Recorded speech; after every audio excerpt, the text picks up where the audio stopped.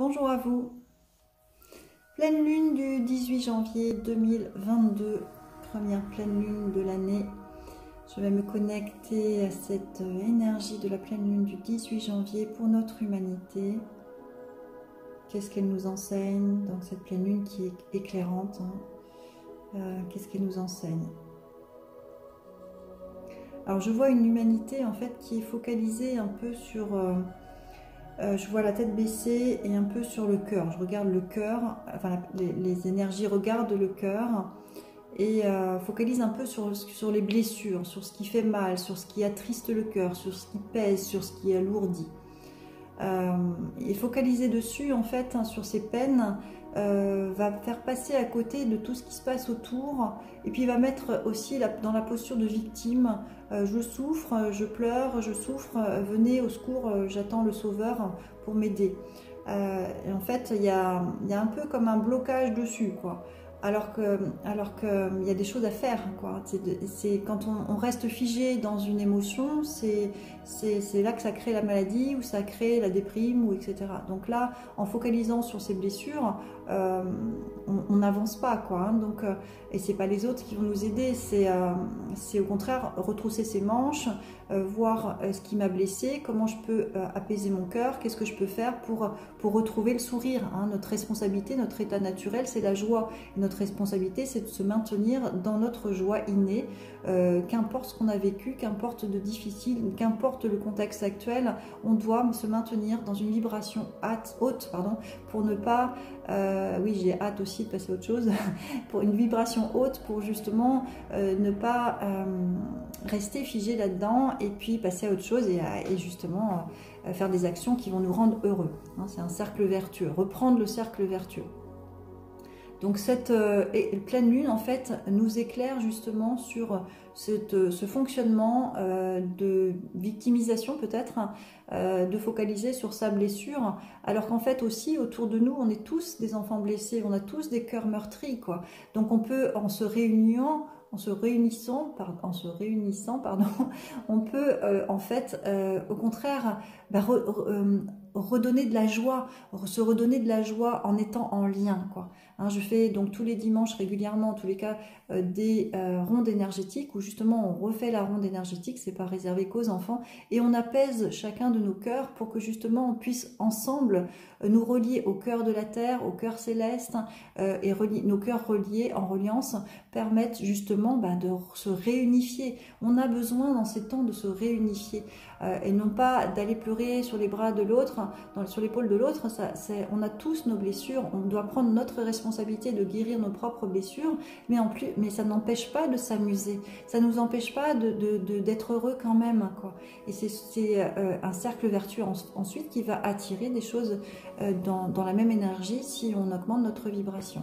Alors j'ai fait un tirage associé à cette pleine lune, donc la question à se poser pour notre humanité, c'est quelle est ta foi, hein, notre part divine, quelle est ta foi? Et on voit vraiment une enfant qui regarde, qui prie et qui regarde la lumière, hein, donc se reconnecter à notre enfant intérieur aussi pour aller reconnecter notre joie innée, ce qui nous anime, ce qui est notre unicité, notre différence par rapport aux autres, pour justement s'autoriser à se rendre heureux, hein, c'est pour justement amplifier l'amour du cœur. Le cœur, son émotion, c'est la joie, c'est l'amour, hein, donc d'aller chercher ce qui nous rend heureux et de nous connecter aussi à la source divine pour être guidé. On n'est pas que des petits-enfants, on est aussi guidé de la source. Alors, il y a 3 obstacles qui sont sortis pour cette pleine lune. C'est donc à travailler. Je suis en danger, donc c'est une croyance. Je suis en danger. Voilà, donc ça aussi, c'est la posture de l'enfant qui a peur du monde extérieur aussi, qui se sent un peu tout seul. Un lien, donc les liens avec le passé. Donc ça, c'est une problématique, un obstacle. On est dans ce qu'on avait avant, hein, donc qui peut effectivement nous affecter puisqu'on a perdu un peu beaucoup même notre liberté, donc des choses qu'on ne peut plus faire aujourd'hui, mais on peut les faire différemment et on a même justement à créer autre chose. Et une autre croyance, c'est la vie est dangereuse. Donc je suis en danger, la vie est dangereuse, donc vraiment, il y a vraiment beaucoup de peur en fait, hein. En sachant aussi que les reins qui sont en lien avec la peur sont connectés au cœur. Donc plus on va faire des choses qui animent notre cœur, moins on aura de peur. C'est vraiment pour rééquilibrer, hein, parce que sinon plus on va nourrir nos peurs, plus ça va léser notre cœur. hein, ça va affecter notre cœur et ça va être un cercle vicieux, comme je disais tout à l'heure. Donc, le lien avec le passé, ça peut être aussi notre enfant intérieur qui était blessé, qui avait un fonctionnement je vais m'endurcir ou je vais mettre ma carapace pour ne pas souffrir et voilà, se couper finalement des autres. Alors que ce qu'on nous demande, la ressource, c'est justement le partage. Hein, de partager en fait ce qui nous nourrit, quoi, de partager ce qui nous fait du bien. Hein, on voit comme une main droite. Alors, la main droite, c'est celle qui donne. La main gauche, elle apprend à lâcher prise. La main droite, elle apprend à pardonner, à donner par-delà ses blessures. Et là, en fait, je vois cette main droite qui est posée comme ça. C'est-à-dire qu'on ne donne rien, puisqu'on est focalisé sur notre cœur. On est focalisé dans notre blessure. On est comme ça, affecté par notre cœur. Hein, donc, on attend d'être sauvé. Mais non, le sauveur, il est en nous. Hein, on est des êtres lumineux incarnés. Notre cœur, il a besoin de vibrer la joie. Hein, et quand on vibre la joie, en fait, là, on peut refaire la ronde et s'amuser dans la ronde humaine. On peut à nouveau retrouver la joie. Hein, rester dans l'instant présent le plus possible, parce que dans l'instant présent, en fait, vous verrez que tout va bien. Voilà. Dans l'instant présent, là où vous êtes, dans votre espace, en fait, voilà, vous êtes en santé, il y a des choses qui vont bien, il y a pas le ciel qui nous tombe sur la tête à ce moment-là. Enfin, voilà, tout dépend, notre état intérieur dépend de là où on porte notre attention. Ce qu'on véhicule aussi comme pensée, ce qu'on véhicule aussi comme parole, les mots positifs. Ça paraît tout bête, hein, et en même temps, c'est la base de la spiritualité de mon point de vue. C'est comment je m'exprime, comment je pense. Et dans quelle énergie je suis. Est-ce que je suis dans l'instant présent ou est-ce que je suis dans le futur ou dans le passé? Si on est dans le passé, on est dans les peurs. Si on est dans le futur aussi, on est dans des projections illusoires encore qui vont provoquer des peurs. Aucun intérêt, quoi. On est dans l'instant présent et dans l'instant présent, on crée le futur instant présent. Donc, pour avoir un futur instant présent, il faut que dans cet instant présent, je sois heureuse, je sois dans la joie, j'augmente ma vibration en faisant des actions qui vont nourrir mon cœur. Ok, j'ai vécu tel ou tel drame ou telle chose difficile. Comment je peux apaiser mon cœur avec ça? Qu'est-ce que j'ai besoin, moi, dans mon humanité pour pouvoir continuer d'avancer? Parce qu'en fait, on n'a pas le choix, quoi, d'avancer, hein. Qu'est-ce que je peux faire qui va me nourrir, qui va me faire vibrer mon cœur, qui va me faire du bien à l'instant? Hein, voilà, faites des actions, faites une liste de tout ce que vous aimez faire et dès qu'il y a un moment plus bof, je vais faire une action qui va me sortir de mon mental et puis je vais reprendre le pouvoir sur mon mental et lui dire va faire un tour, j'ai pas envie de t'entendre parler parce que tu me tires vers le bas, hein. Reprenez le mental, reprenez le pouvoir, vous êtes à la barre de votre corps et guidé de la source.